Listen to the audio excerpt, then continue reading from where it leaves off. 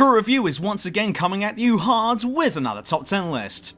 I don't know about you, but I really like myself a good bad guy, and what's better than playing one? So with that statement thrown out there, here we have the top 10 anti-heroes in gaming. The requirements for this list is that the character must be the main playable character. Characters with options as playing as either good or bad don't count, they must be bad. Doesn't matter if they consider themselves good or even if their goals are noble, if their actions are bad, then they count. And finally, if they become good at the end, then I suppose they're allowed on here too. Got that? Good. I mean bad. Anyway, hit it!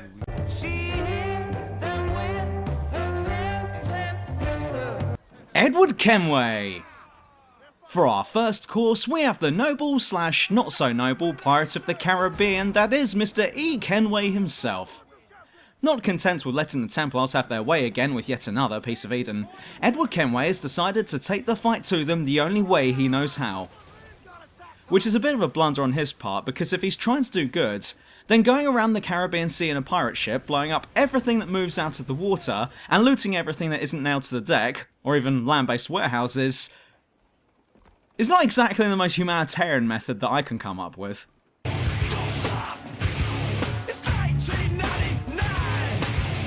Dante! Though being half human, half demon, and half man-bear pig, as well as being a demon hunter, you do have to remember that at the end of the day, Dante is a dick. A likeable dick for sure, but a dick nonetheless.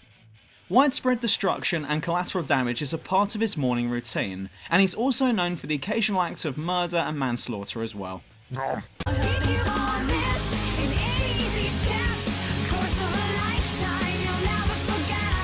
Starkiller! Okay, so let's just conveniently forget all of the stuff that happens at the start. But don't forget that he does defect to the light side of the Force and may well have instigated the Rebel Alliance through the use of dark side powers and loads of killing. And even when he does change to the light side, he's still so angry. So let's analyse this. Fear leads to anger, anger leads to Rebel Alliance leads to brother and sister who don't know that they're related kissing each other. The path to the dark side is scary indeed. Lane Goodman. John Marston! Though John had decided to turn his back on being an outlaw, you have to remember that trying to leave the outlaw life is exactly how Michael Corleone put it. Just when I thought I was out, they pulled me back in. So now, in order for John to officially give up his outlawing days, he has to once again become an outlaw and kill other outlaws. So killing loads of people with guns, horseback riding, zombie apocalypse... Wait, how did that get in there? And of course, skinning loads of wild animals, some of which might be endangered, is high on the to-do list. So really, the moral of the story here is that the answer to giving up a life of crime is more crime. Because logic. Pretty much any playable character from the GTA series, because they all end up killing loads of people for tons of cash, and this tagline is getting way too long, so I'm just going to stop before this fills up the screen. Oh, shit. I kind of already explained it. But most of the characters, well, not Trevor Phillips, in GTA are trying to achieve some form of peaceful happiness, or trying to get back something important that they've lost. And of course, the only way to fill the hole in your heart is to stuff it with as many hookers and corpses as possible. And though this next one isn't necessary, it is preferable though, having a stolen helicopter parked outside your tiny studio apartment helps to overcome grief as well.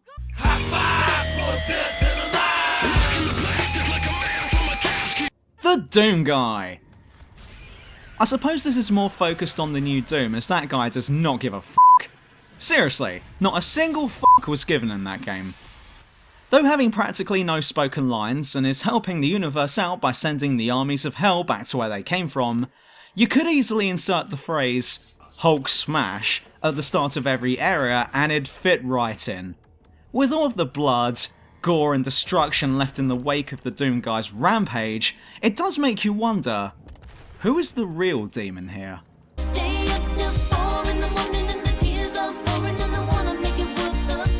Garrett! I have to say, out of all the video game characters who do bad things, I'd say that Garrett from the first 3 Thief games is one of my favourites, because he doesn't try to justify his actions with sob stories or some sort of over-dramatic motivational theme.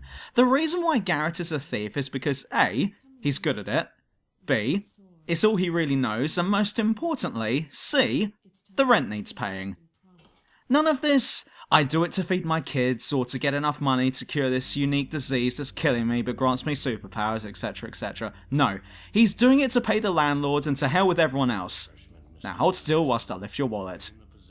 Yes, he always manages to find himself in the centre of a battle to save the world from some sort of demigod that wants to kill or enslave everyone, but don't worry, because he'll save the day by stealing your wallet.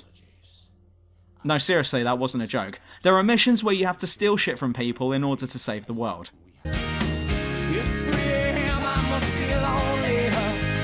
Agent 47. So we're playing as the bad guy, right?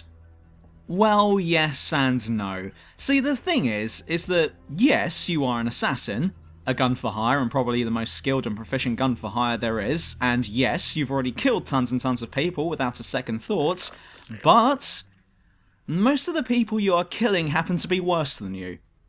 You're just ordered to kill bad people and get paid for it, whilst these despicable bastards are usually up to much worse.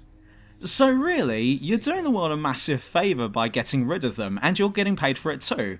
And if you're getting paid for it, then that means that you can rest easy at night, because there's no way anyone would pay you for a job that's against the law. Right?